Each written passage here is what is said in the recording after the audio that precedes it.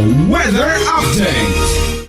Nakaguwa na sa Philippine Area of Responsibility si Bagyo Francisco o kung may international name nga Mikala apag sunod sa State Weather Bureau nagbulos man kag nagsulod si Bagyo Gardo nga may international name nga Higos.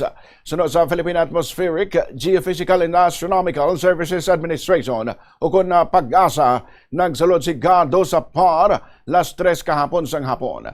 Sandig sa naunang forecast ang ahensya, mas madasig lang ang tiner ni Gardo sa PAR.